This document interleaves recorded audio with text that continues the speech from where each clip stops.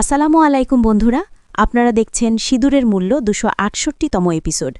ভিডিওটি শুরু করার আগে একটি লাইক দিন, শেয়ার করুন, চ্যানেলটি সাবস্ক্রাইব করতে ভুলবেন না। তো চলুন শুরু করা যাক।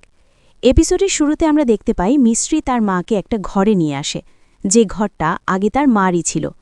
তারপর মিস্ত্রির মা সেই ঘরের মধ্যে তার আর তার মার ছবি দেখে, কিছু তার স্মৃতি মনে পড়ে, কিন্তু ঠিক সে মনে করতে পারছে না। যখন সেই ছবিগুলো দেখে তার আর তার মার মিস্ত্রি, তখন পেছন থেকে তার কাঁধে হাত রাখে। তারপর সে বলে, আন্টি মিস্ত্রি। মা তাড়াতাড়ি করে তার চোখের পানি মুছে নেয়। আর মিস্ত্রি বলে, আমি আপনার কষ্টটা বুঝতে পারছি। যখন আমি অনাথ আশ্রমে প্রথমবার পা রেখেছিলাম, নিজের রুম দেখেছিলাম, তখন আমারও রিয়াকশন ঠিক এরকমই ছিল। প্রথমবার তখন আমার মন বলেছিল, এটাই আমার পরিবার, এইটা আমার ঘর। মিস্ত্রির মা বলে, এটা আমার ঘর। তারপর সে নিজে কিছু বিড়বিড়াতে থাকে। তারপর সে আবার মিস্ত্রিকে বলে, তুমি আশ্রমে বড় হয়েছ, কষ্ট তো হয়েছে তাই না? তারপর মিস্ত্রি বলে, আপনি আমার কষ্টর কথা কিচ্ছু বলবেন না আন্টি।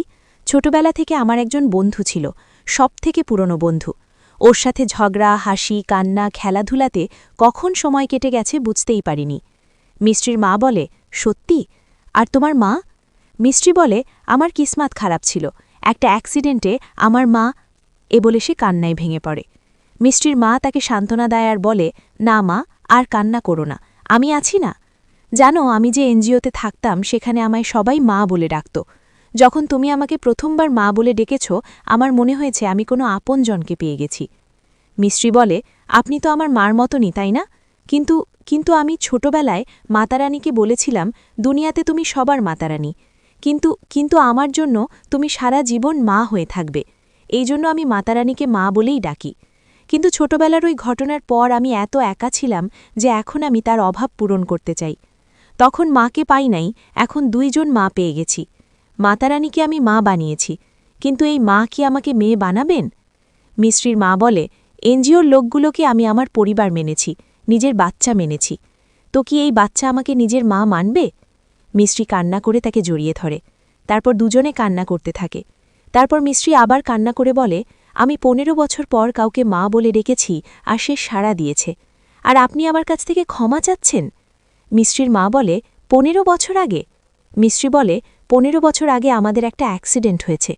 মিস্ত্রির মা বলে, আমারও। তারপর সে সেই ১৫ বছর আগের অ্যাক্সিডেন্টের কথা মনে করে। মিস্ত্রির মা তারপর মিস্ত্রি আবার বলে, আমি ছোট ছিলাম, কান্না করছিলাম, আর মনে হয় আশেপাশে একটা মন্দিরও ছিল, শুধু আমার কানের মধ্যে মন্দিরের ঘণ্টি বেজেছিল। তারপর ওদিকে আমরা দেখতে পাই ছোট দাদি বন্দুক হাতে নিয়ে আসে, বলতে থাকে, যতক্ষণ না এক একজনকে মেরে ঘুম পাড়িয়ে না দিচ্ছি ততক্ষণ পর্যন্ত এই আত্মা শান্তি পাবে না। এই বলে সে গুলি চালায়। হঠাৎ মিস্ত্রি আর মিস্ত্রির মা এই শব্দ শুনে বলে, এটা কিসের শব্দ ছিল? তারপর দুজন লোক এসে দাদিমার হাত থেকে বন্দুক কেড়ে নিয়ে তাকে ধরে বসিয়ে তার হাত পায়ে শিকল পরিয়ে বেঁধে দেয়। তখনই মিস্ত্রি আর মিস্ত্রির মা দরজা খুলে ঘরে প্রবেশ করে। মিস্ত্রির মা তাড়াতাড়ি করে লাইট জ্বালায় আর দেখে দুটো লোক দাদিমাকে বেঁধে রেখেছে।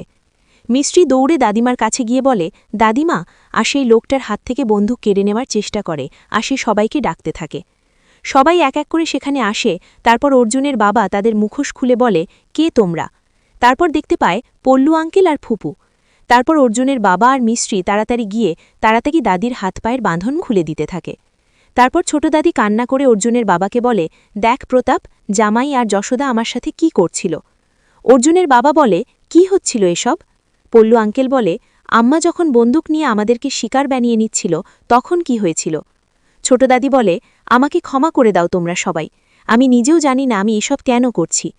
মিস্ত্রি ফুপুকে বলে, ফুপু, নিজের মার সাথে এরকম কেউ করে? ফুপু বলে, করব না তো কি করব, ওনার কি এখন পুজো করব, ওনাকে ভগবান বলে মানব? বড়দাদি বলে, ভগবান না মানো, কমসে কম মানুষ তো মনে করো, এরকম কেউ জবরদস্তি করে বাঁধে? ফুপু বলে, বাঁধতে পারলে তো সেফ থাকব মাসি। পল্লু আঙ্কেল বলে, ও ঠিক বলছে বড় আম্মা, মনে করেন পণ্ডিতজি কি বলেছিল, আগে আম্মার ভিতরে কোনো পাগল মহিলার আত্মা ঢুকে গেছে। মিস্ত্রি বলে, আপনাদের কথা যদি সত্যিও হয়, কিন্তু আপনারা যেটা করছেন ওইটাতে তো দাদিমা কষ্ট পাচ্ছে তাই না? তারপর মিস্ত্রি দাদিমাকে বলে, দাদিমা, আপনি চিন্তা করবেন না, আপনার কিচ্ছু হবে না, কিছু হতে দেব না আপনাকে। এই বলে সে দাদিমাকে জড়িয়ে ধরে।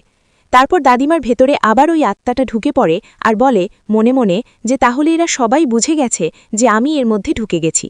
তারপর আত্মাটি দাদিমার শরীর থেকে আবার বেরিয়ে যায়। তারপর আমরা সিন কাট হয়ে দেখতে পাই বাড়িতে পুরোহিত মশাই এসেছে। সে কিছু কাগজপত্র দেখছে আর বাড়ির সবাইও সেখানে উপস্থিত। পুরোহিত মশাই সবাইকে বলে, অন্নপূর্ণাজির ভেতরে একটা পাগল মহিলার আত্মা ঢুকে গেছে। এই কথা শুনে তো সবাই অবাক প্লাস ভয় পেয়ে গেছে। বড়দাদি বলে, কিন্তু পুরোহিত মশাই, কিছু উপায় আছে এটার সমাধানে? কোনো পূজা, কোনো কিছু? পুরোহিত মশাই আবার বলে, যতক্ষণও নিজের পরিবারের মতন সবাইকে না মারবে, মিষ্টি হঠাৎ বলে, ততক্ষণ সে শান্ত হবে না। তার মানে দাদিমার ভেতরে ওই আত্মা। তার মানে দাদিমাকে এতক্ষণ সময় ধরে দাদিমা কি বন্দি করে রেখেছে?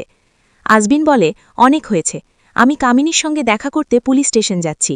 এইসব শুরু ওর জন্যই হয়েছে, এখন ওই ওকে দূর করবে। পুরোহিত মশাই আবার বলে, ওই আত্মা এত শক্তিশালী, যতক্ষণ না তার মনোভাব পূরণ করছে ততক্ষণ সে কারো কাবুতে আসবে না। তারপর পুরোহিত মশাই বলে, আপনাদের সবাইকে জীবন দিতে হবে না, শুধু ওই আত্মার সামনে আপনারা সেই আত্মাকে ধোঁকা দিবেন। অর্জুনের বাবা বলে, আপনি একটু ভালো করে বোঝান আমাদেরকে। পুরোহিত মশাই বলে, আপনাদের সবাইকে মরার নাটক করতে হবে, তারপর ওর মনে হবে ওর প্ল্যান সাকসেসফুল হয়েছে। তারপর সে নিজ থেকে অন্নপূর্ণাজির শরীর থেকে চলে যাবে।